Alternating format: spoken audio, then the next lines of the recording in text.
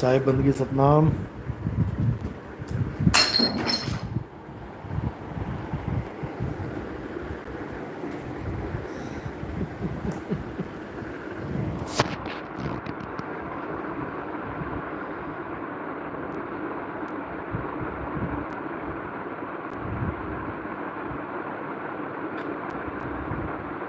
साहिब बंदगी सतनाम।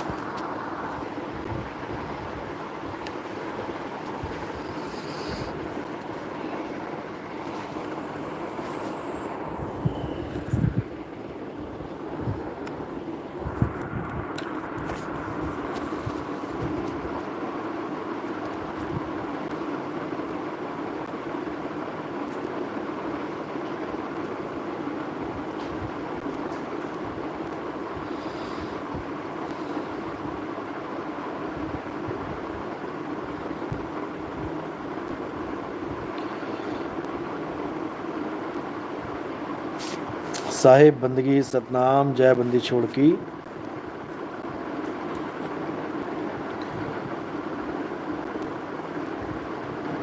तो आज का शंका समाधान जो सत्संग है ये बहुत इम्पोर्टेंट होने वाला है, क्योंकि आज बहुत से ऐसे सवालों का आपको जवाब मिलेगा जो बहुत इम्पोर्टेंट है हमारे जीवन में, लेकिन इनका जवाब ना मिलने के कारण बहुत लोग निराश हो जाते हैं। क्योंकि जवाब तो तब मिले जब किसी के पास जवाब हो, और मनों में जो उथल पुथल चलती है वो जीने नहीं देती। बहुत से सवाल आज करेंगे।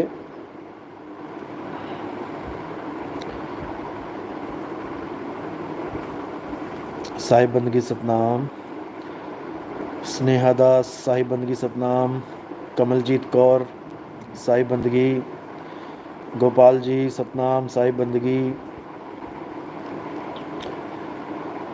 शिव कुशवाहा, दिनेश जी सतनाम साहिब बंदगी। ऋषि सतनाम साहिब बंदगी। गीता कुमारी सतनाम। प्रवीण गोविंद भारत सतनाम। मोहित सतनाम। हिमांशु सतनाम साहिब बंदगी। चलो,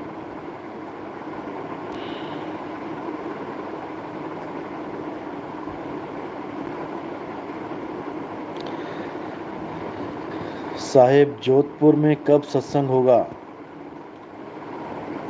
जोधपुर का सत्संग अभी जैसे फिक्स होगा बता दिया जाएगा। थोड़ा वेट करें अभी।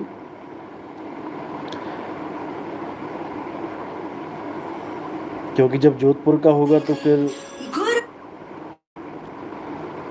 पूरा जो अपना राजस्थान है उसके हर ज़िले में आएंगे। इस बार एक भी ज़िला नहीं छोड़ा जाएगा, क्योंकि भगत इतने हो गए हैं, फ़ोन भी बहुत आते हैं भक्तों के, लेकिन कुछ बहुत ज़्यादा हैंड टू माउथ यानी बहुत गरीब भगत हैं, आर्थिक दशा ठीक नहीं है, किराया भाड़ा भी नहीं है उनके पास। तो वहाँ पर पहुँच के उनको नाम दीक्षा दी जाएगी उन्हीं के शहर में। किसी को कहीं आने जाने की ज़रूरत नहीं पड़ेगी, ऐसा सिस्टम बना दिया जाएगा। क्योंकि इन गुरुओं ने खूब दौड़ा लिया खूब आश्रमों पे हाजिरियां लगवा ली, एक एक महीने में 2-2 बार भी बुलवा लिया, और नहीं पहुंच पाओ तो नाम खंड भी करवा दिया। बहुत हो गया ये सब। अब आराम से भक्ति करो, निर्भय होकर भक्ति करो। परमात्मा सबके साथ है, ऐसा कोई नहीं है इस दुनिया में जिसके साथ परमात्मा नहीं है, लेकिन हमारा ध्यान ना होने के कारण उस तरफ हम भटकते रहते हैं। नर नारी और कीट पतंगा, सार शब्द सभी के संगा। वो परमात्मा सबके साथ है, लेकिन ना पता होने के कारण हम पता नहीं किस किस को परमात्मा मान के पूजने लग जाते हैं। बस यही अज्ञान है। जो इस अज्ञान को जल्दी से जल्दी अपने दिमाग से निकाल देगा, उसका बेड़ा पार। उसको कहीं जाने की जरूरत नहीं, ना कहीं आना ना कहीं जाना, और आपे में आप समाना। तो ये चीज़ें तब समझ में आती हैं जब कोई भेदी गुरु आपके जीवन में आता है, वरना खोजत खोजत पता नहीं कहाँ चला जाता है ये जीव, खोजत खोजत। चलो सवाल देखते हैं। अब मन में बहुत गंदे विचार आते हैं, मन को कैसे कंट्रोल करें? देखो, विचारों का काम ही है आना और जाना, लहरों का काम ही है आना और जाना। लहरों को समझो, समझना पड़ेगा। लहर आई आने दो, कोई बात नहीं, लेकिन उसके साथ बह मत जाओ। समझो उसको कि अभी आ रही है, थोड़ी देर में यही अच्छे अच्छे विचार बन के आ जाएगी। क्योंकि जैसे सुख और दुख जीवन में आते जाते रहते हैं, स्थिर नहीं है, अस्थाई स्थाई नहीं है, ऐसे ये विचार भी स्थाई नहीं है।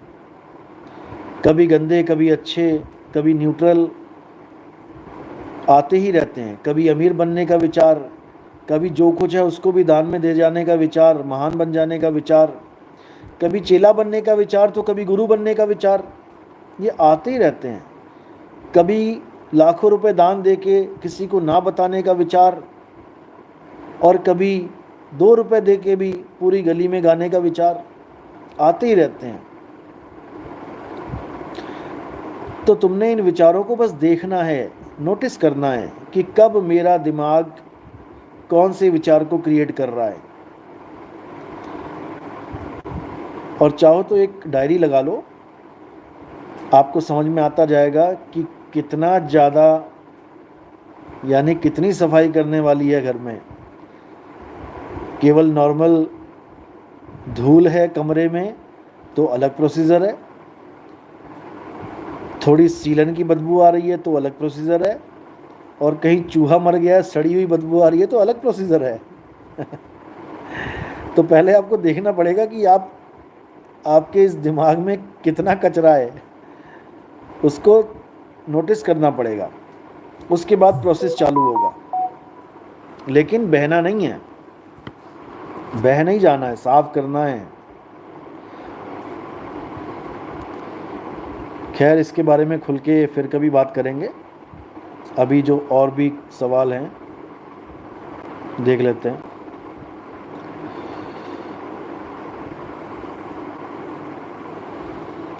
प्रदीप डांगे, सतनाम साई बंदगी।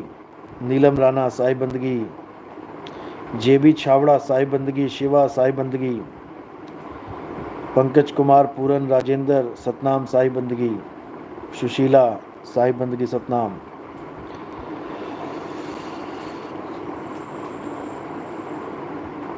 भरत सरवा, आप तो वाहिगुरु हो जो जीवों के पास जाकर जगा रहे हो।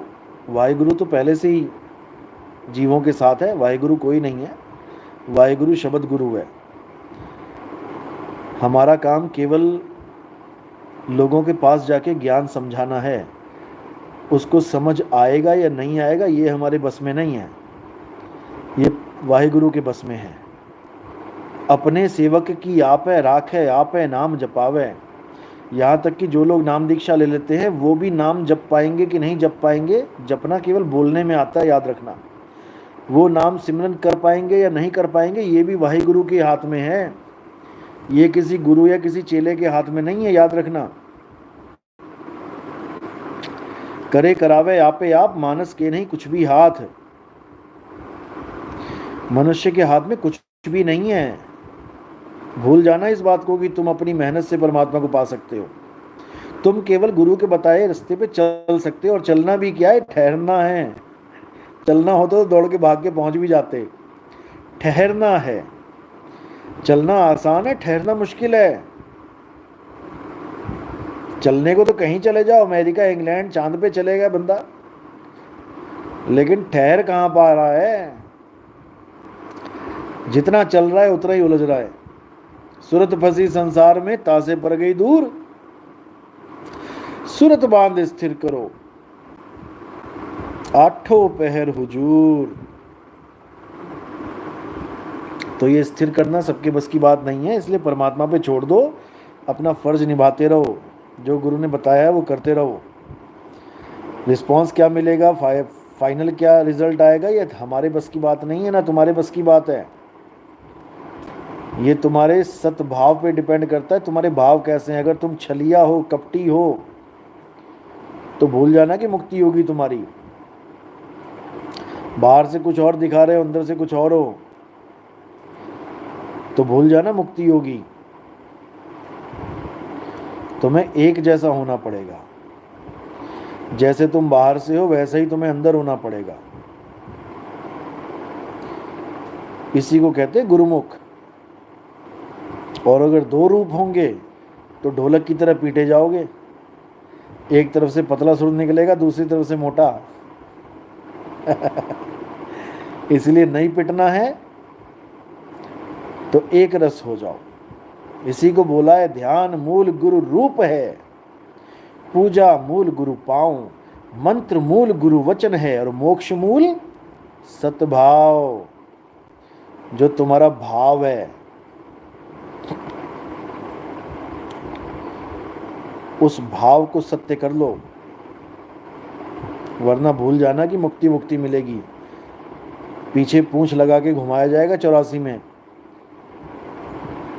हालत खराब हो जाएगी और कोई बचाने वाला नहीं मिलेगा। वीडियो बनाने वाले सारे मिल जाएंगे, याद रखना। देखते हो ना वीडियोस, स्टेटस पे भी डालता हूँ मैं। बस वीडियो बनाई जाएगी, फिर बचाएगा कोई नहीं। और एक चोले से दूसरे चोले में, दूसरे से तीसरे चोले में भटकते भटकते तुम्हारी नानी याद आ जाएगी तुम्हें। इसलिए अपने भाव को सत्य रखो, छल कपट मत करो, चालाकी मत करो। धरी की धरी यहीं रह जाएगी। सहज सियाणपा लख होवे, एक न चले नाल। कितना ही सियाणपा होए तुम्हारे अंदर, एक भी साथ नहीं चलने का। जब जमदूत आएगा ना मुगदर लेके और मार मार के खाल खींचेगा, तब सब होश आ जाएगी। और ऐसे लोगों की परमात्मा भी मदद नहीं करता है। परमात्मा भी उन प्यारों की मदद करता है जो सच में परमात्मा के प्रेमी हैं और उसके जीवों को सच में प्रेम करते हैं, ठगते नहीं हैं। और जो पेट के कारण गुरुवाई करता है वो तो अपनी पीढ़ी को भी साथ ले जाता है नरकों में। पेट कारणे करे गुरुवाई, पीढ़ी सहित नरक में जाई। क्योंकि संगत का पैसा उसका परिवार भी खाता है और पीढ़ियां खाती हैं। ये जितने भी वंशवाद चल रहे हैं ना, दादाजी ने पिताजी को गद्दी दे दी, पिताजी ने पोताजी को गद्दी दे दी, पोताजी आगे पैदा कर रहा है एक और गद्दी का वारिस, ये सब वंशवाद है। ये सब नरक में जाने की तैयारी है। पेट कारण गुरुवाई चल रही है ये। जैसे पंडित जी अपना सारा तामझाम अपने बेटे को देके जाता है, वो दूसरा पंडित नहीं देखता कि कोई ज्ञानी पंडित मिल जाए तो मैं अपना सारा इस हिसाब किताब उसको सौंप दूं। नहीं, वो अपने बेटे को देके जाएगा। क्यों? पुत्र मोह में फंसा हुआ है। जितना कमाया अपने बेटे को देके जाएगा। देख लो आज वंशवाद में कितना कुछ चल रहा है। लोगों का माल खा खा के खुद भी खुद भी नरक की तैयारी कर रहे हैं और अपने बच्चों को भी नरक भेजने की तैयारी कर रहे हैं। क्यों? फैमिली बिजनेस बना दिया। फैमिली डॉक्टर होता है, फैमिली लॉयर होता है, तो फैमिली गुरु क्यों नहीं हो सकता?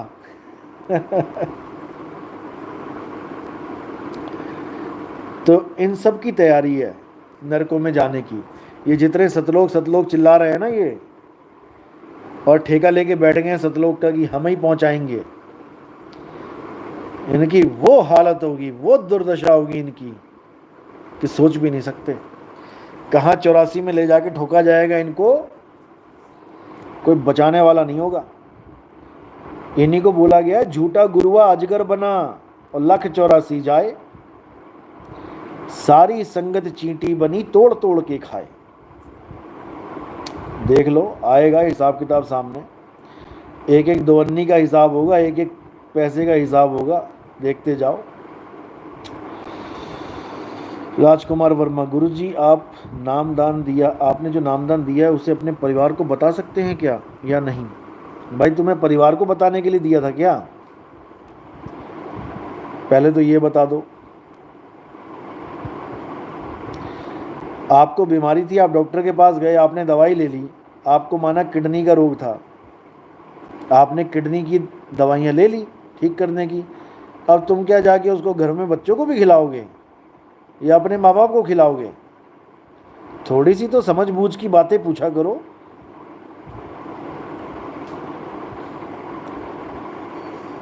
नहीं दे सकते किसी को, नहीं बता सकते। आपके लिए है वो दवाई, अपनी दवाई खुद खाओ और ठीक हो जाओ। किसी और के लिए नहीं दी है आपको कि किसी और को बताने के लिए दी है। सतेंद्र कुमार, साई बंदगी सतनाम, गुरु की शरण का सत्संग भेज दो। साई बंदगी सत्संग सारे यूट्यूब पे पड़े हैं, आप बस सर्च करो, सीरियल से सुनो सत्संग, सब समझ में आएगा। मैं डिस्क्रिप्शन बॉक्स में भी डाल दूंगा। और आप वैसे भी लिखोगे कि नितिन दास सत्संग नंबर 1, नितिन दास सत्संग नंबर 2, ऐसे आप हर सत्संग को अपने सामने मोबाइल स्क्रीन पर देख सकते हैं। सत्संग का नंबर लिखते जाओ, अपने आप आते जाएंगे। और एक बार अगर आपने कोई भी सत्संग देख लिया तो उसके बाद कंटिन्यू चलता रहता है। यूट्यूब अपने आप ही कुछ ना कुछ सत्संग भेजता रहता है, आपको कुछ करने की ज़रूरत नहीं पड़ेगी। आप बस देखते जाओ कि क्या भेज रहा है और जो काम का लगे उसको सुनते जाओ और सीरियल वाइज सुनो, तब ज़्यादा फायदा होगा।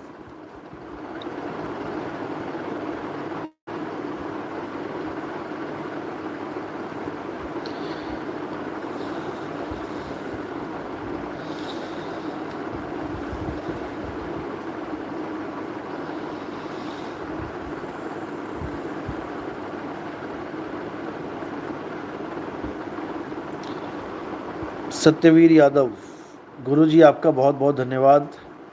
आपने उसको करवा चौथ के लिए बोला तो वो करवा चौथ नहीं करी, धन्यवाद। देखो, वो करवा चौथ नहीं करी क्योंकि उसने नाम दीक्षा लिया हुआ था। अच्छी बात है, मैंने सबके लिए मना नहीं किया है कि सारी मना हो जाएं, ना करें। जिसने नाम दीक्षा लिया है वो कम से कम इन चीज़ों को छोड़े। और जिसने नाम दीक्षा नहीं ली है वो मूर्ति पूजा भी कर सकते हैं, वो कुछ भी कर सकते हैं जहां उनकी श्रद्धा जुड़ी हुई है। ये क्यों मैंने बोला है? क्योंकि नाम दीक्षा के नियम होते हैं कुछ। आप स्कूल में एडमिशन लेने से पहले कुछ भी बनाते रहो, चील बिलौवे कॉपी पे, कौन पूछ रहा है? लेकिन अगर आप एक बार स्कूल में चले गए तो फिर आपका हाथ पकड़ पकड़ के ABCD लिखवाई जाएगी। तो अगर ABCD अभी नहीं लिखनी आती है और चील कौवे बनाने हैं उस बच्चे ने, तो ठीक है, कुछ गलत काम करने से अच्छा है कि कॉपी और पेंसिल से उसे प्रेम हो रहा है, वो अपने हाथ में पेंसिल लेके कुछ ना कुछ लगा हुआ बनाने में, उसे कॉपी पेंसिल से प्रेम होगा तभी तो वो स्कूल जाएगा। तो जब स्कूल जाएगा तो टीचर उसको सही गाइड करेगा कि अब ये नहीं करना है, ये चील बिलौवे नहीं बनाने हैं, अब ऐसे A बनाना है, ऐसे B बनाना है, तो वो सीखेगा। तो मैंने जो बोला है वो सबके लिए नहीं बोला है, केवल नाम दीक्षा वालों के लिए। और जब भी मैं बोलता हूँ मंदिर नहीं जाना तो सबके लिए नहीं बोलता हूँ, नाम दीक्षा वालों के लिए, आत्मज्ञानियों के लिए। भाई आत्मज्ञान जब तक नहीं है जब तक मंदिर भी जाना पड़ेगा। वो कोई बुरा नहीं है मंदिर जाना, लेकिन वो ऊंची पढ़ाई नहीं है, वो शुरुआत है। शुरुआत तो मंदिर मस्जिद गुरुद्वारों से ही होगी ना भगवान की, या नुक्कड़ गलियों से होगी कि नुक्कड़ पे खड़े हो जाओ और आती जाती बसें देखते रहो, आते जाते मोटरसाइकिल देखते रहो तो भगवान मिलेगा। शुरुआत मंदिर मस्जिद गुरुद्वारे से ही होती है, लेकिन हमने शुरुआत को अंत नहीं बना देना है। शुरुआत तो आगे बढ़ने के लिए हुई है, आगे बढ़ते जाओ। अच्छी बात है कि विवेक जागा और उनको इसकी जरूरत नहीं पड़ी, क्योंकि परमात्मा सबकी रक्षा करता है। जिसका समय आता है वही यहाँ से जाता है, बाकी सब आराम से दिन काटते हैं। तो आपका पति भी कोई स्पेशल नहीं है कि उसके लिए आपको भूखा रहना पड़ रहा है, कि वो टारगेट पे है। सारे टारगेट पे हैं, सभी मरेंगे एक दिन, सबका शरीर खत्म होगा और किसी भी दिन खत्म हो जाएगा, तो क्या करोगे? इसलिए आत्मज्ञान में आओ। ना तुम्हारा कोई पति है, ना तुम्हारी कोई पत्नी है। ये शरीर रूपी कपड़े पहन लिए, इसलिए पति पत्नी समझ रहे हो अपने आप को। चलो,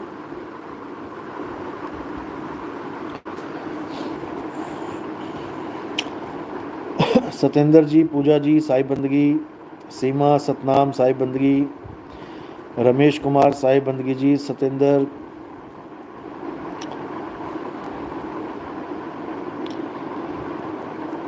कपिल जी। गुरु जी, आपने किसी सत्संग में शायद कहा है शरीर में सुरती जन्म के बाद प्रवेश करती है। यदि ऐसा हो तो गर्भ के अंदर अरदास जो लगता है वो। देखो, आपको अभी दूसरी दीक्षा नहीं मिली है, ये सारे भेद दूसरी दीक्षा में खोले जाते हैं कि सूरत कब कहाँ रहती है, गर्भ में है या गर्भ से बाहर है, कहाँ है, ये सब भेद होते हैं, गुप्त भेद। क्योंकि बहुत से ऐसे गुरुआ लोग बैठे हैं जो ये भरमाते हैं कि सूरत कभी, यानी जीव कभी गर्भ में जाता ही नहीं है। अब उनको इतना भी नहीं समझ में आता, कहते हैं कि गर्भ में कभी जाता ही नहीं है, जब बच्चा बाहर आ जाता है तब वो प्रवेश करता है। ऐसे भी गुरुआ लोग बैठे हुए हैं भरमाने वाले, उनको जीव की डेफिनेशन भी नहीं पता अभी असल में। एक सत्संग भेजा था किसी ने मुझे, वो कहता कि दूध में, घी में, दही में बैक्टीरिया होते हैं नहीं होते हैं, प्राण होता है नहीं होता है, ऐसे कुछ। तो वो कह रहा नहीं, दही में कोई प्राण नहीं होते, कोई जान नहीं होती बैक्टीरिया में। अब कौन समझाए उसको? और उदाहरण क्या दे रहा है कि देखो, जहाँ पर एक जगह हिल के बैक्टीरिया जा रहे हैं वहीं पे सारे जा रहे हैं, इधर से उधर नहीं भाग पा रहे हैं। एक सत्संग आया था पारक सिद्धांत वालों का, मुझे तो हैरानी होती है ऐसे लोगों पे कि मैं क्या बताऊं। एक गिलास से दूसरे गिलास में अगर दूध डाला जाए तो भाई सारा दूध एक ही जगह फ्लो करेगा ना। अभी 10 पारक सिद्धांत के साधुओं को किसी ऐसी नदी में छोड़ दिया जाए जहां पे बाढ़ आई है, तो 10 के 10 एक ही दिशा में बहेंगे ना, कोई उसके विपरीत थोड़ी नहीं चला जाएगा। पूरे प्रेशर से पानी हो तो इसका मतलब तुम्हारे अंदर जीव नहीं है। तुम अपनी इच्छा से नहीं जा सकते, तुम पानी के फ्लो के साथ जा रहे हो, इसलिए तुम निर्जीव हो गए। ऐसी ऐसी बातें करते हैं, क्या बताऊं इन लोगों का। कभी कभी तो सोचता हूँ महात्मा जी के पास जाके ज्ञान चर्चा कर ही ली जाए आधा एक घंटा। चलो खैर, परमात्मा सद्बुद्धि दे।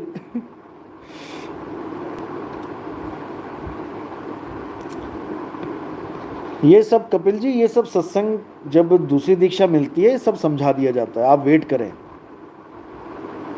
जेबी चावला छावड़ा, गुरु जी, अगर कोई सच्चा संत किसी को आशीर्वाद दे दे कि तुम्हारी मुक्ति हो जाए, तो सामने वाला भक्ति करे या ना करे उसकी मुक्ति हो सकती है क्या?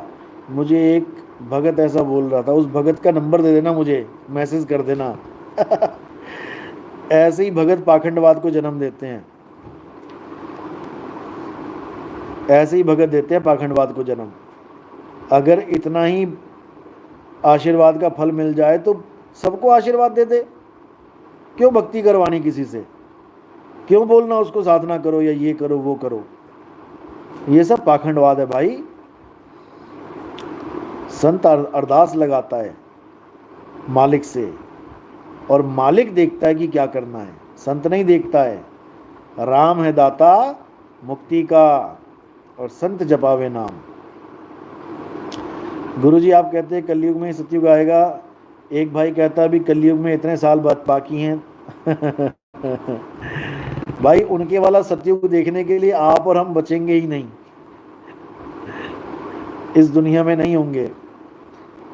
वो अभी यहीं आएगा बार बार घूम फिर के। हमारा सतयुग तो अभी आएगा और अभी मुक्त हो जाएंगे, उसकी चिंता आप छोड़ दो। जिसको यही नहीं पता कि सतयुग कलयुग क्या होता है, वो ऐसे ही भ्रमते रहेंगे।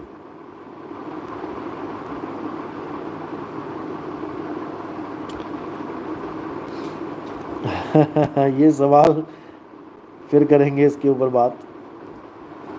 डॉक्टर ममता साहिब बंदगी सतनाम।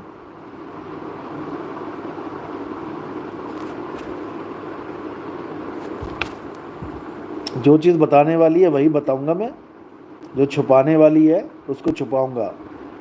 रविंद्र जी ये छुपाने वाली चीज़ है, ये ऐसे ही नहीं खोला जाता सब।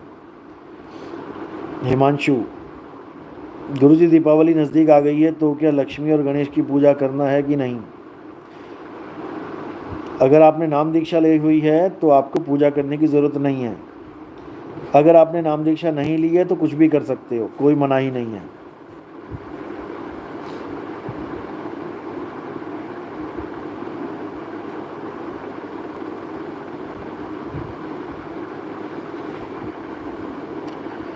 कृष्ण कुमार, ईसा मसीह कौन थे, गॉड या नबी? पहली बात तो यह है कि ईसा मसीह ने कभी कहा ही नहीं कि आई एम गॉड। और आप खुद सोचो, अगर ईसा मसीह गॉड होते, अगर ईसा मसीह गॉड होते तो फिर उनको क्रूस पे कौन चढ़ा देता?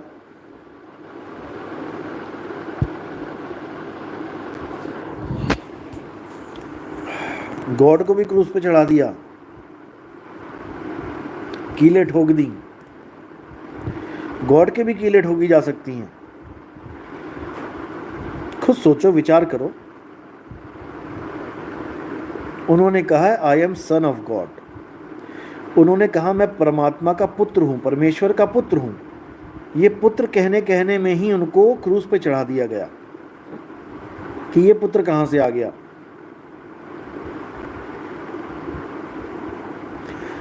परमात्मा के हम सब पुत्र हैं, हम सब बच्चे हैं परमात्मा के। लेकिन ईसा मसीह को मानने वाले उनको गॉड साबित करते हैं इस कारण कि उन्होंने माँ से जन्म लिया लेकिन बिना किसी पिता के। वरना उनका भी कोई पिता हो जाता तो कहना पड़ जाता कि गॉड का भी कोई पिता है, इसलिए वो गॉड कहला रहे हैं। लेकिन भाई अगर गॉड का कोई पिता नहीं है तो याद रखो कि गॉड की कोई माता भी नहीं है। अगर गॉड की भी कोई माँ है तो गॉड से बड़ा गॉड की माँ हो गई, फिर गॉड छोटा पड़ गया। और केवल ईसा मसीह ही नहीं है भाई,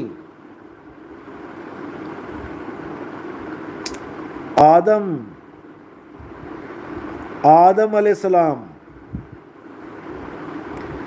उनकी तो ना कोई माँ ना कोई बाप, फिर तो उनको गॉड बोल दो। उनका तो सजदा भी करवाया गया, सबने सजदा किया। ईसा मसीह का किसने सजदा किया, दिखा दो कहीं।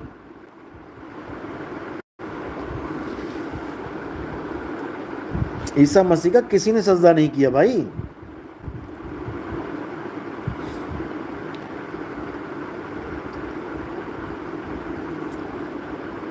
तो ईसा मसीह नबी हैं।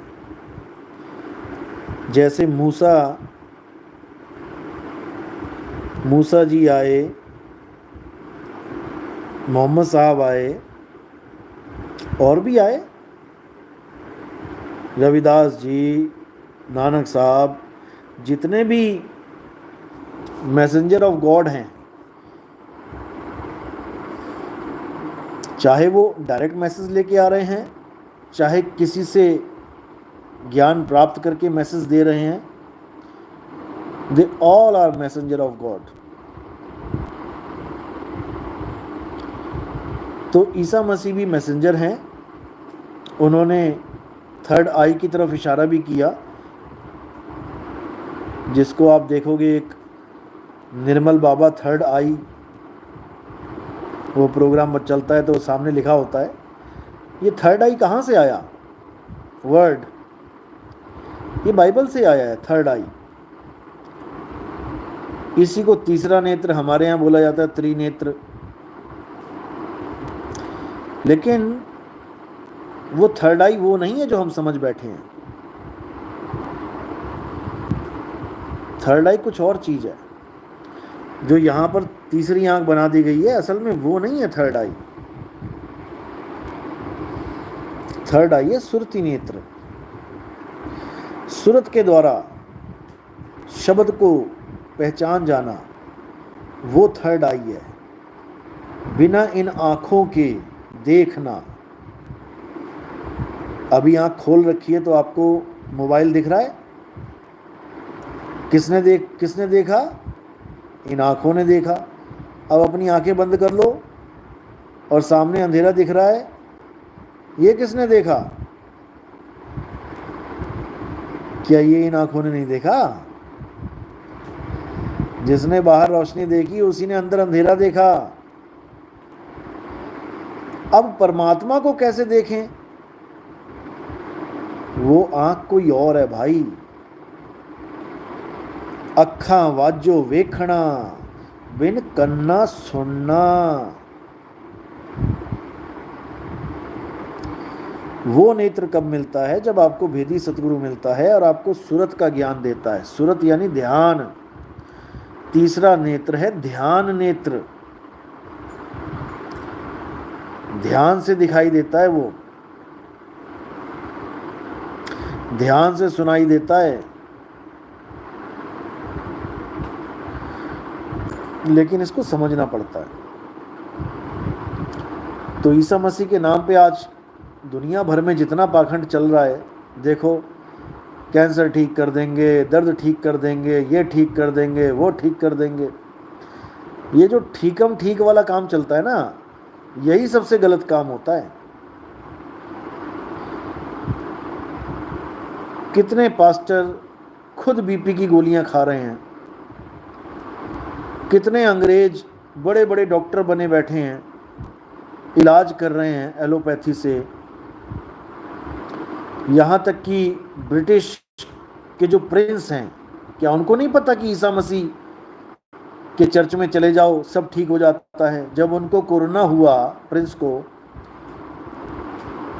तो कौन सी चर्च में गए? वो होम्योपैथी मेडिसिन ली उन्होंने। तो सारे पादरी कहाँ चले गए थे? अपने प्रिंस को तो ठीक ना कर पाए, और ना ही प्रिंस ने उन पे भरोसा किया। अगर प्रिंस ने उन पे भरोसा किया होता तो होम्योपैथी मेडिसिन ना ले रहे होते। तो भाई, जिनका राजा खुद अपने धर्म पे भरोसा ना करके साइंस पे भरोसा कर रहा है, वो लोग हमारे देश में आके गरीबों को समझा रहे हैं कि सब कुछ ठीक कर देंगे। भाई, पहले इंग्लैंड में जाके उनको ठीक करो, तब यहाँ ठीक करना कुछ। तो इन चीज़ों से बाहर आ जाओ। ठीक होता है आदमी विश्वास से। जब आप डिसअपॉइंटेड हो जाते हो तो आपके अंदर सिक्रीशंस डिसबैलेंस हो जाती हैं। आपके अंदर जो चक्रास जो हैं वो डिसबैलेंस हो जाते हैं। आप उदास हो जाते हो, आपके चेहरे की रंग उड़ जाता है, आपका सारा मैदा खराब हो जाता है, खाना खाने की इच्छा ख़त्म हो जाती है। खाना नहीं खाते हो डिप्रेशन में तो खाना ही नहीं मिलेगा, गाड़ी चलेगी कैसे? सारे अंग प्रभावित हो जाते हैं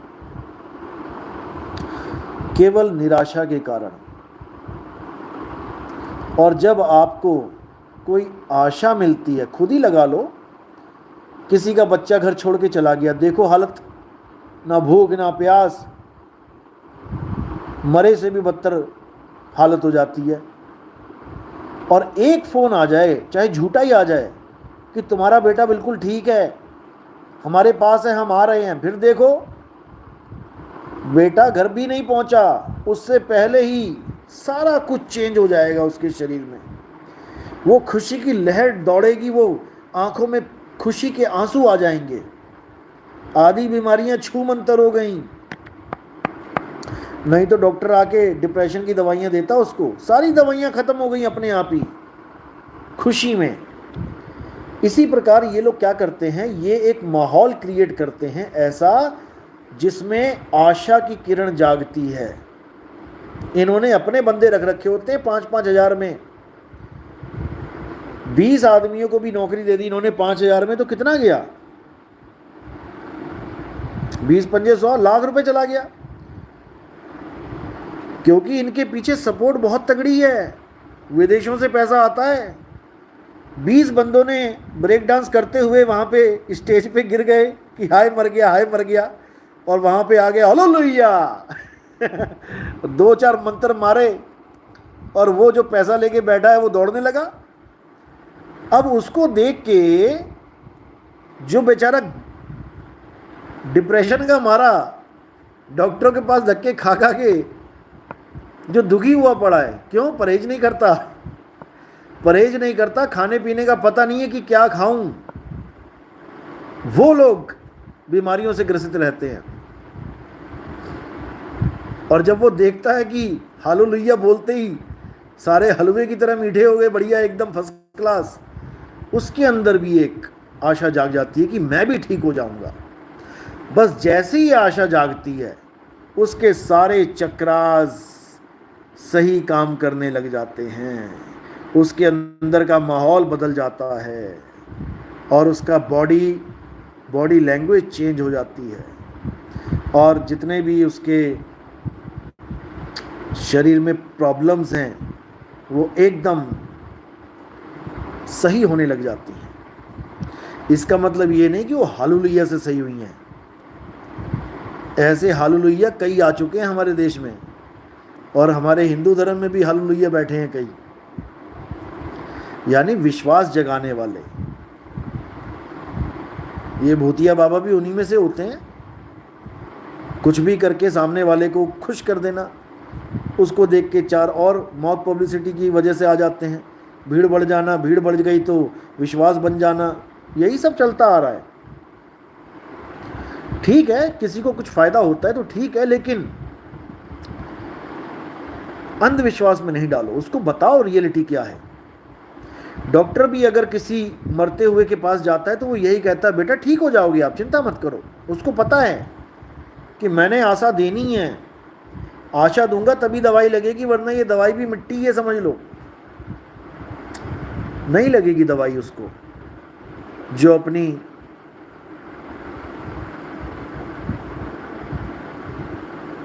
जिंदगी की बाजी हार सोच के बैठ गया कि हार गया, उसको दवाई भी नहीं लगेगी। उम्मीद की किरण जिसने छोड़ दी उसको दवाई भी नहीं लगती। इसलिए ये लोग उम्मीद जगाते हैं और इसी का खाते कमाते हैं।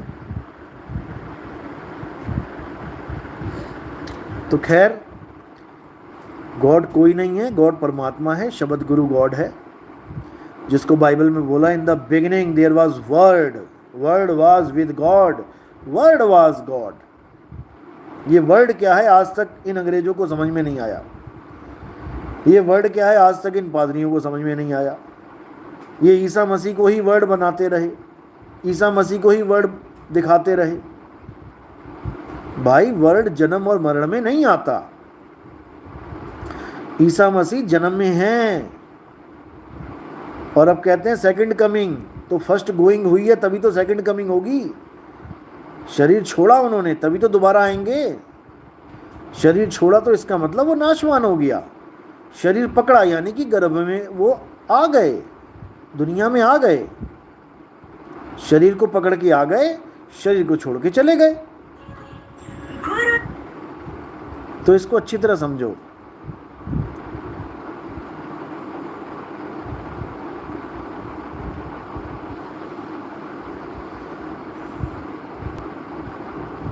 चलो,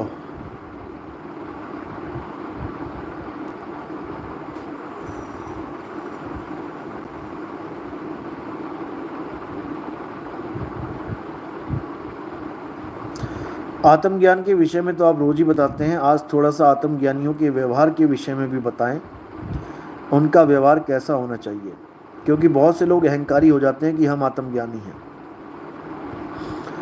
बस जिसने भी अहंकार किया कि मैं आत्मज्ञानी हूँ तो वो है ही नहीं।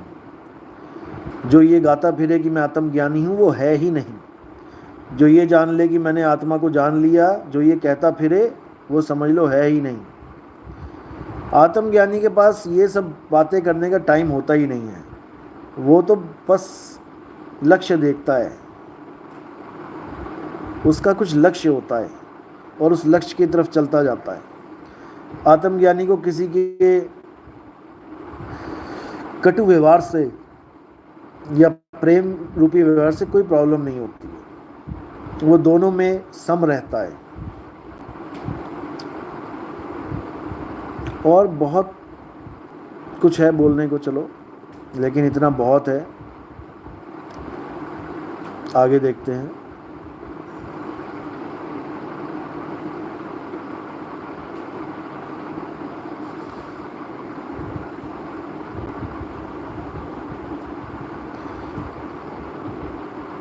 कृष्ण कुमार, यीशु मसीह कौन सी भक्ति बताते थे? मैंने बताया वो थर्ड आई की भक्ति बताते थे, लेकिन थर्ड आई को लोग समझ नहीं पाए, ये कुछ और ही पकड़ के बैठ गए।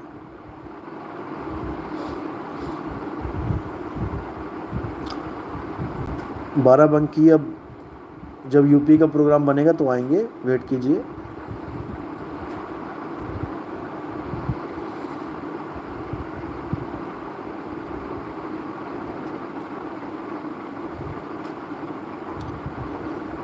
कल्पेश कुमार, आत्मज्ञानी को तो सब पता होता है पर सारी भाषाएं क्यों नहीं? कृपया बताएं, ब्रह्मज्ञानी को भी सारी भाषाएं आनी चाहिए। देखो, आत्मज्ञानी का मतलब आपने गलत समझ लिया है। आत्मज्ञानी का मतलब होता है आत्मा का ज्ञान रखने वाला। आत्मज्ञानी जो है वो खुद को जानता है। आत्मज्ञानी को छोड़ के कोई भी ज्ञान है और कोई भी ज्ञानी है, वो उन चीज़ों को जानता है जिसकी वो ट्रेनिंग लेता है। कोई डॉक्टर है वो मेडिसिन ज्ञानी है, कोई इंजीनियर है वो फिजिक्स ज्ञानी है, कोई एक्टर है वो एक्टिंग का ज्ञानी है। सबका ज्ञान अलग अलग है। ऐसा कोई नहीं होगा जिसको सारी भाषाएं आती हैं, क्योंकि ये सारा ज्ञान अलग अलग जगह से उत्पन्न हुआ है। अगर एक जगह से उत्पन्न हुआ होता तो हो सकता था कि जैसे सारे अक्षर आते हैं ऐसे सारी भाषाएं भी आ जाती, लेकिन धरती के हर कोने में अलग अलग प्रकार के अक्षर, अलग अलग प्रकार की भाषाएं जन्मी हैं, इसीलिए हम नहीं सब भाषाओं को कवर कर पाते। इसलिए आत्मज्ञान अलग है, भाषाओं का ज्ञान अलग है। आत्मज्ञान ऐसा है जैसे आपने एक पंखे में करंट को छू के जान लिया करंट कैसा होता है। अब आप पूरी दुनिया में किसी भी पंखे में करंट कैसा होता है ये जान सकते हो केवल एक को छू के, लेकिन सारी दुनिया में एक पंखे को हाथ लगा के आप ये नहीं जान सकते कि बाकी पंखे कैसे होंगे। अलग अलग डिज़ाइन के पंखे, अलग अलग टेक्नोलॉजी के पंखे, लेकिन दौड़ने वाला करंट एक है, तो हमने एक को साधा है। उसके अलावा अलग अलग चीज़ों को नहीं साधना है, फिर तो वो माया में आ गया, जड़ संसार में आ गया। ये भाषाएं, ये अक्षर सब जड़ हैं। राजकुमार जी, गुरुजी विहंगम योग की 5 भूमि की साधना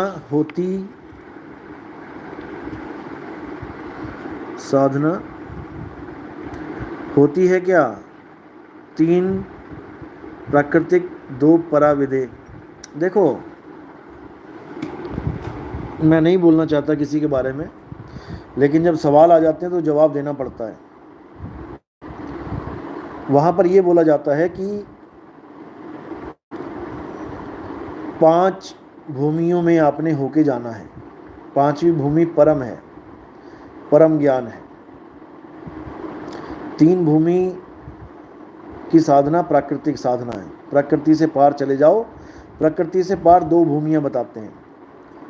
तो इनसे कोई पूछने वाला हो कि जब प्रकृति के पार ही जाना है, जो परा है, तो फिर चौथी भूमि पे कौन सा बंधन है भाई? जब प्रकृति से ही परे चल गए, प्रकृति से परे तो परमात्मा है। प्रकृति क्या है? मन और माया का खेल है प्रकृति। जब आप मन और माया से परे ही चले गए तो चौथी भूमि में ही आपको मुक्ति मिल जानी चाहिए थी।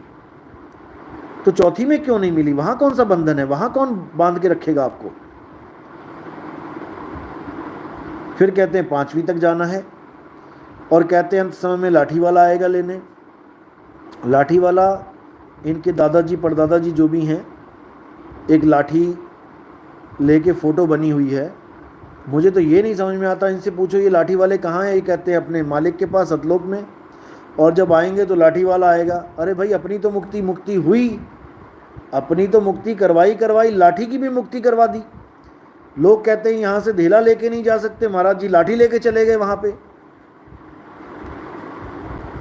आप खुद सोचिए, लोग कहते हैं एक पैसा लेके नहीं जा सकते इस दुनिया से, और वो महाराज जी लाठी लेके चले गए। अब जब भी किसी को दर्शन देते हैं तो लाठी लेके आते हैं साथ में। लाठी की भी मुक्ति करवा दी इन्होंने। तो ये सब प्राकृतिक है, ये सब प्राकृतिक है। लोगों ने उनको यहाँ देखा लाठी के साथ चलते हुए, लोगों ने कल्पना करी, आंखों से देखा, कल्पित माया ने उसकी फोटो खींच ली, और जब भी ये ध्यान में बैठेंगे अब, तो वही फोटो दिखाई देगी लाठी के साथ। भाई, शरीर है जो लाठी का सहारा लेके चल रहा है, आत्मा को किसी लाठी की जरूरत नहीं है। और प्रकृति ही शरीर है। ये जो आपकी ये शरीर है ना, जो आपकी है, ये प्रकृति ही है। ये अष्टांगी है, अष्टांगी प्रकृति। 5 तत्व 3 गुण, 5 और 3 8। ये 5 तत्व आप लेके बैठे और 3 गुणों के अधीन है ये। यही प्रकृति है। प्रकृति ने ही लाठी पकड़ी हुई है, और तुम प्रकृति को गुरु मान के बैठ गए हो। तुम्हारा क्या तो बनेगा। इसलिए आत्मा को जानो। आत्मा को किसी लाठी वाठी की जरूरत नहीं है, और ना ही आत्मा कभी बूढ़ी होती है। गुरु आत्मा है, गुरु शरीर नहीं है। संत कोई शरीर नहीं होता है, संत आत्मा है। संत हमारी आत्मा, हम संतन के जीव, और संतन हम में रमी रहे, ज्यों माखन में घी। तो भाई, ये समझने के लिए पूर्ण विवेकी होना पड़ता है, ऐसे ही नहीं समझ में आता।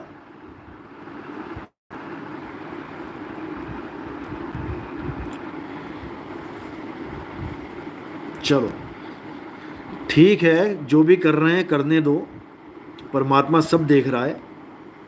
कम से कम नशा बीड़ी पान जर्दा तंबाकू से हटा के रब रब करवा रहे हैं, कोई नहीं, करन दो, चंगा है।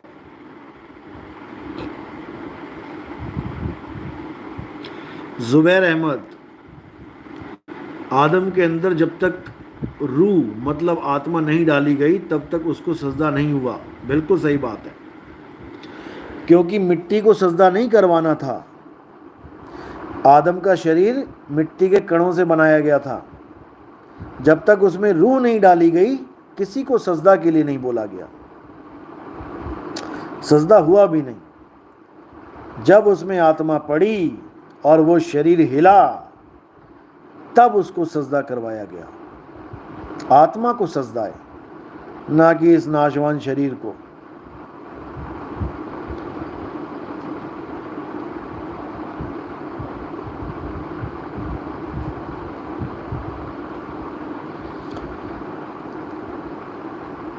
साहिब बंदगी सतनाम गुरुजी, भौतिक सूक्ष्म कारण और महाकारण अवस्था का भाव बताएं। ये सब शरीरों की अवस्थाएं हैं। हमारे वैसे तो हमारी चेतना की अवस्था होती है। ये अभी स्थूल में काम कर रही है, इसलिए हमें लग रहा है कि हम स्थूल बॉडी हैं। स्थूल शरीर सो जाता है, फिर हम सूक्ष्म में चले जाते हैं, तो हमें लगता है कि हम शेरों के आगे खड़े हैं, हम जंगल में घूम रहे हैं। 1% भी ये आभासित नहीं हो पाता हमें कि हम तो बेड पे सो रहे थे, यहाँ तो हम दूसरा शरीर लेके आ गए हैं। इस शरीर को हम भूल जाते हैं और वो शरीर हमारा लिबास बन जाता है। ऐसे ही और डीप में जाते हैं तो कारण, महाकारण, कैवल्य, हंस, हंस बॉडी तक जाते हैं। ये सब मैं जब सत्संग में खोल के बताऊंगा सारा, तब आपको हर चीज़ समझ में आएगी। ये लंबा टॉपिक है। प्रमोद चंद्रा, साईं बंदगी सतनाम, गुरुदेव के चरणों में प्रणाम। प्रणाम जी प्रणाम। जुबैर अहमद, हम लोगों में मृत्यु के बाद नमाज पढ़ाई जाती है जिसमें सजदा नहीं होता, क्योंकि उसके अंदर से जीवात्मा निकल चुकी है, अब वह मात्र मिट्टी का पुतला रह जाता है। बहुत बढ़िया, बहुत बढ़िया। यही समझाते समझाते आधी उम्र निकल गई हमारी। पर मुस्लिम भाई जिस दिन इस बात को समझ जाएंगे, वो एक झंडे के नीचे आ जाएंगे, इसमें कोई शक नहीं है। क्योंकि खुद को पाना ही खुदा को पाना है, और खुद से दूर जाना ही भटक जाना है। जितना तुम खुद से दूर जाओगे उतना ही खुदा से दूर पहुंच जाओगे। ना कहीं आना ना कहीं जाना, आपे में आप समाना, तब समझ में आएगा। जय सतगुरु साहिब बंदगी सतनाम जी, तुकाराम जी, चंदन कुमार साहिब बंदगी सतनाम, जितेंद्र नाइस वन सतनाम। परा विद्या क्या होती है राजकुमार?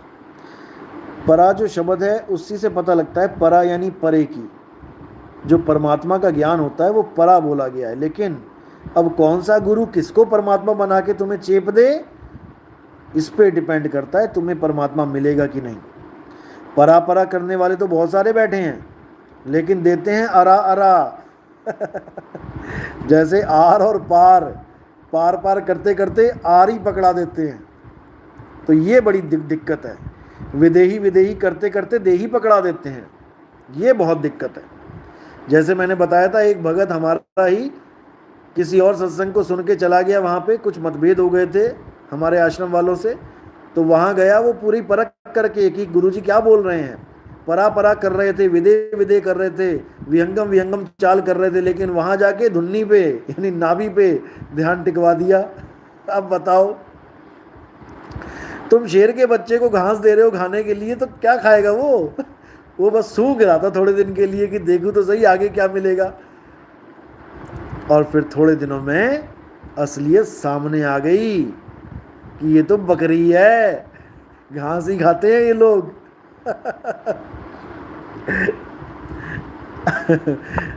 चलो अच्छी बात है, परख होनी चाहिए। आज का भूला कल को वापस आता है तो वो भूला नहीं कहलाता है।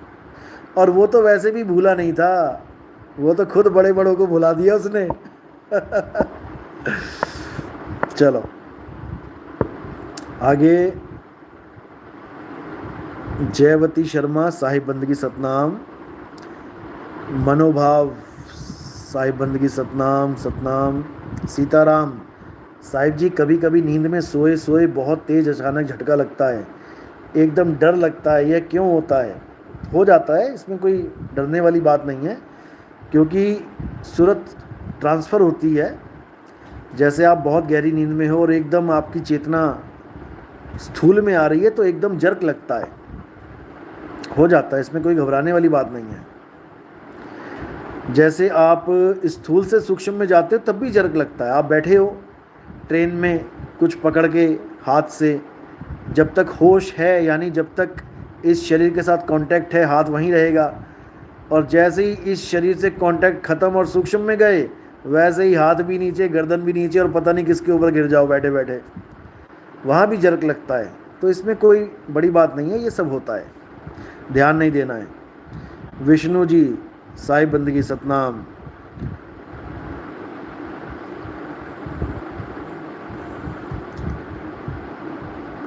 डॉक्टर ममता, क्या कोई बिना गुरु के कबीर सागर पढ़कर आत्मज्ञानी बन सकता है? सपने में भी नहीं बन सकता, क्योंकि उसमें कोड लगे हुए हैं। उसमें ऐसे ऐसे कोड लगे हैं कि कोई सोच भी नहीं सकता कि ये बात जा कहाँ रही है, नहीं सोच सकता कोई। मैंने पहले बताया था, जैसे कोई कोड वर्ड है, माँ और बाप दोनों कोड वर्ड बना लें, अब वो बच्चे के आगे कोड वर्ड बोलें तो बच्चा क्या जाने कि माँ बाप क्या चाहते हैं, क्या बोलना चाहते हैं। वो तो केवल सुन सकता है, उस बात को समझ नहीं सकता, वो समझ नहीं सकता। इसी प्रकार एक बच्चा कबीर सागर पढ़ सकता है, लेकिन उसको समझ नहीं सकता जब तक उसको कोई भेदी गुरु ना मिल जाए कि अगर यहाँ ऐसा लिखा है तो क्यों लिखा है, 16 पुत्र लिखे हैं तो 16 ही क्यों लिखे हैं, पहला पुत्र कुरुम है तो कुरुम ही क्यों है, ये बताने वाला आपको कोई नहीं मिलेगा। हाँ, पढ़ पढ़ के सुनाने वाले बहुत मिल जाएंगे, लेकिन उसको शोधने वाले कोई नहीं मिलेंगे। इसीलिए बोला मेरी गाई गाएगा 3 लोक में धक्के खाएगा, और मेरी गाई बूझेगा सतलोक को सूझेगा। इसलिए गुरबिन माला फेरते गुरबिन देते दान, गुरबिन दोनों नीफल हैं पूछो वेद पुराण। आपको भेदी गुरु तो चाहिए चाहिए लाइफ में, चाहे स्वयं परमात्मा आके आपको भेद बताएं, चाहे परमात्मा के द्वारा सिलेक्टेड कोई संत महात्मा है वो आपको भेद बताए, तभी आपका कल्याण होगा। कोई गुरु भाई दूसरे गुरु भाई को भेद बताने लग जाए तो उसकी भी पिटाई होगी और उसकी भी पिटाई होगी, दोनों की। और पीटने वाला कौन है? यमराज पीटेगा आके, क्योंकि उसका भी नियम यही है कि मर्यादा में रहो, हमारे शहर में मर्यादा भंग नहीं होनी चाहिए। दोनों पिटेंगे।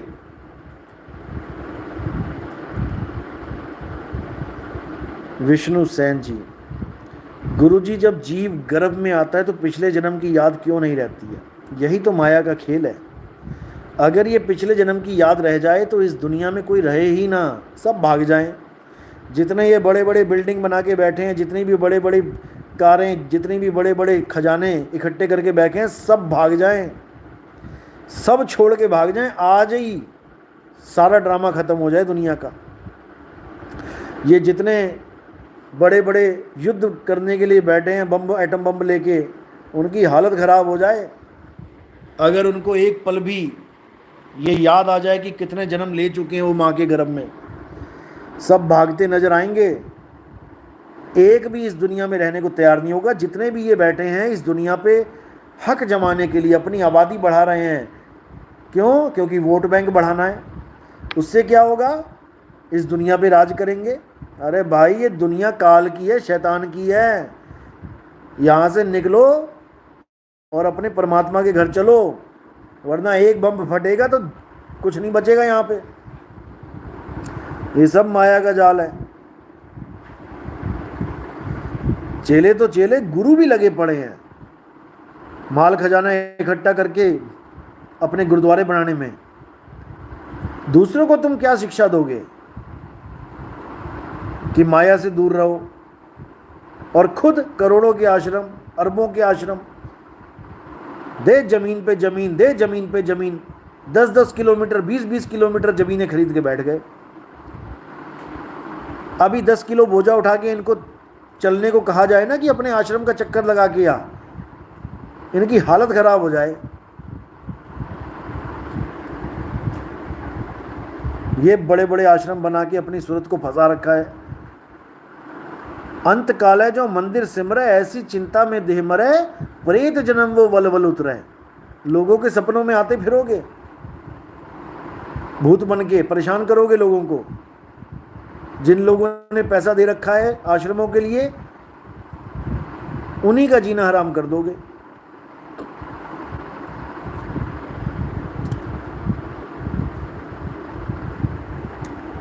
बैटरी 5% रह गई है। सेशन थोड़ी देर में बंद करना पड़ेगा, उसके बाद दोबारा देखेंगे। लगभग 5-5:30 बजे दोबारा आएंगे, क्योंकि अभी बहुत से इंपॉर्टेंट सवाल हैं जो मैंने बताने हैं, जो व्हाट्सएप पे आए थे। लेकिन यहाँ पर लाइव सवालों की भी ढेर लगे पड़े हैं। रविंदर जोधपुर, करवा चौथ का मतलब ये हो सकता है क्या साहिब कि 3 लोग को छोड़कर चौथे लोग में जाकर बैठना? देखो, जब विवेक जागता है ना तो अपने आप ही मतलब समझ में आने लग जाते हैं।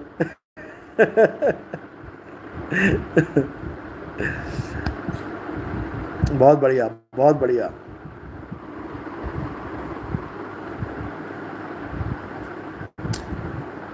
गुरुजी 14 यम क्या होते हैं? ये आपको बताएंगे सत्संग में, सारा कुछ खोलेंगे।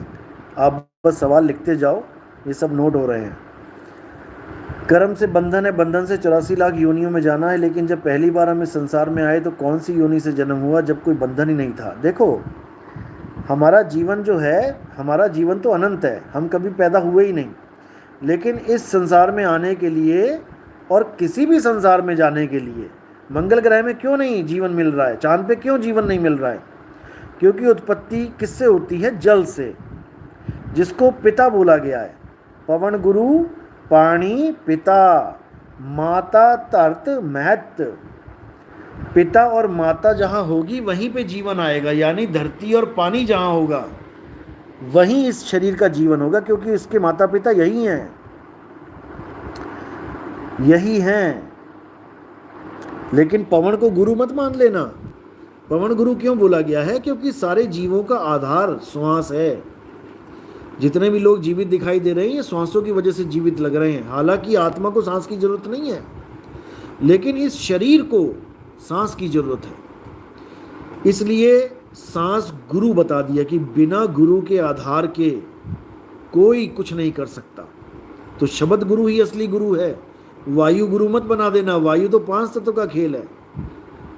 असली गुरु शब्द गुरु है, और जो शब्द गुरु को जानता है वही आत्मज्ञानी है। जो शब्द गुरु या आत्मा का खंडन करता है कि आत्मा नाम की कोई चीज नहीं होती है, वो महाअज्ञानी है। असल में उसको आत्मा का ज्ञान हुआ ही नहीं है, वो माया का ज्ञान, क्योंकि आत्मा के अलावा सब माया है, जड़ प्रकृति है।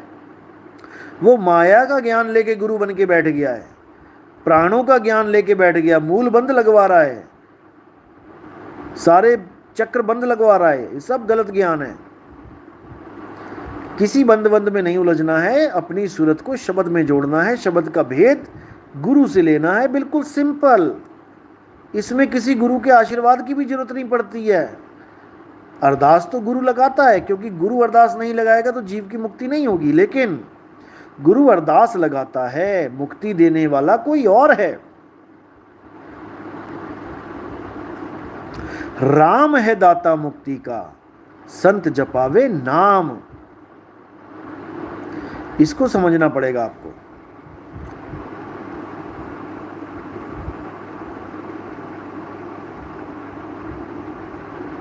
जीवात्मा को सब ज्ञान मिला हुआ है, तो फिर संसार में वह 84 लाख तक इस युग में भटकने के लिए क्यों फंसा है?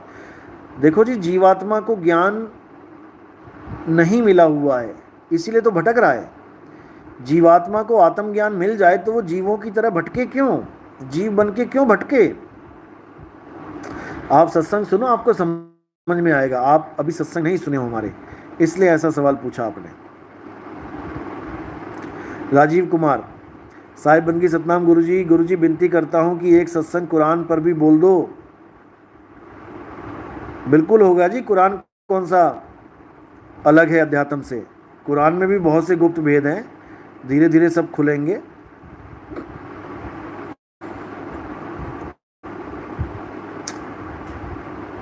बिल्कुल बिल्कुल। हमारा शुरुआत होती है वो सिंगल सेल बॉडी से होती है, वही सिंगल सेल बॉडीज आगे से आगे इकट्ठी होके हमें आकृतियां देते रहते हैं। ये सब जितनी भी याददाश्त है, ये सब सेलों में स्टोर होती जाती है। सेल्स को पता है मैंने कैसी आकृति लेनी है, वो सब याददाश्त शक्ति है। ये बहुत डीप नॉलेज है, साइंस में आपको सब कुछ समझ में आ सकता है, आप इसको अगर स्टडी करोगे तो।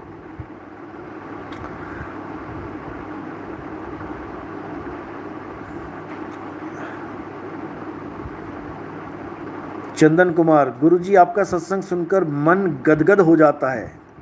अच्छी बात है, क्योंकि जब तक आपको अंदरूनी खुशी नहीं मिली तो आप उस चीज़ को एक्सेप्ट करोगे ही नहीं। जिस चीज़ से खुशी मिलती है उसी को बंदा स्वीकार करता है। और सत्य एक ऐसी चीज़ है जो अज्ञानियों के लिए कड़वा है, लेकिन ज्ञानियों के लिए, विवेकियों के लिए, सत्य प्रेमियों के लिए वो शहद से भी मीठा है, इसमें कोई शक नहीं। और जितनी गालियाँ संतों को पड़ी हैं, जितनी बदनामियाँ संतों को झेलनी पड़ी हैं, उतनी किसी को भी नहीं झेलनी पड़ती। क्योंकि संत जब सच बोलता है तो बिना पक्षपात के बोलता है, फिर गुरु चेले का भी रिश्ता दांव पे लग जाता है। देखिए, पांचों पांडव एक तरफ और उनके गुरुजी दूसरी तरफ, द्रोणाचार्य। अब जब वो दूसरी तरफ हो गए, पांचों पांडव गुरु के विपक्ष में खड़े हो गए, तो उनको गुरुद्रोही घोषित कर देना चाहिए था, क्योंकि गुरु के ही खिलाफ चले गए, गुरु पर ही तीर चला रहे हैं। लेकिन किसी ने ऐसा नहीं कहा। क्यों नहीं कहा? क्योंकि गुरु चेले के बीच में शब्द करे निर्वार। जब गुरु चेलों में युद्ध होता है तो वहां पर सत्य असत्य देखा जाता है कि कौन सत्य के साथ खड़ा है और कौन असत्य के साथ खड़ा है। वहां पर ये ड्रामा नहीं चलता कि गुरुद्रोही हो गया, फलाना हो गया, ये हो गया। वहां पर ये चलता है कि सच कौन बोल रहा है, सच्चा कौन है, और जो सच्चा होता है उसकी जय जयकार होती है, और जो झूठा होता है उसको भुला दिया जाता है। आज कृष्ण जी का नाम लेते ही पांडवों को याद किया जाता है, द्रोणाचार्य को क्यों नहीं करते? उनके गुरुजी हैं भाई। तो ये सत्य असत्य का खेल है। यहां पर सत्य की विजय होती है, ना कि किसी गुरु या चेले की। ये खेल ही सत्य का है। तो भाई, समझते समझते जीवन बीत जाता है, तब जाके ये बातें समझ में आती हैं। संपत्ति देवी साहिब, बंदगी साहिब, आप जलंधर कब आएंगे? जलंधर में आने वाला हूँ, बिल्कुल। पंजाब में एंट्री करने ही वाला हूँ नवंबर में, वेट करें। पंजाब के बाद सीधे जम्मू कश्मीर, वेट करें।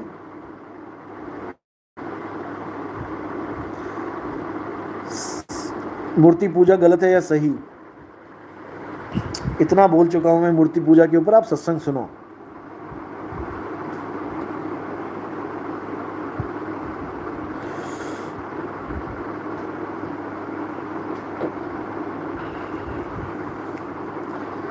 चंदन कुमार, गुरुजी मन चारों तरफ भटकता है।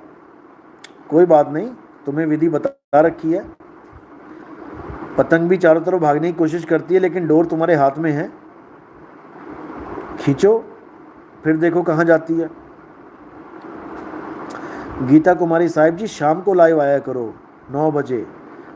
हमारा 9 ही बजे का टाइम था, ये तो 2 बजे वाला तो अभी स्टार्ट किया है। 9 साढ़े 9 बजे ही आता हूँ मैं। पंकज, गुरुजी मैं उपदेश लेना चाहता हूँ। कोई बात नहीं, अच्छी बात है, लेकिन और मजबूत हो जाओ, पक्के खड़े हो जाओ, क्योंकि जब पानी इसमें गिरेगा तो कच्चा होगा तो बिखर जाएगा। पक्के हो जाओ अच्छी तरह। अनिल, गुरुजी इस दास पर दया बनाए रखना। दया बनाने वाला बैठा है सिर पे आपके, चिंता मत करो। जिसके सिर ऊपर तू साईं सो दुख कैसा पावे, वो सबके सिरों पे बैठा है, आप बिल्कुल चिंता ना करें। साहिब, आप पुणे में कब आएंगे? पुणे में भी प्रोग्राम बन रहा है, आप चिंता मत करो, बहुत जल्दी बनेगा।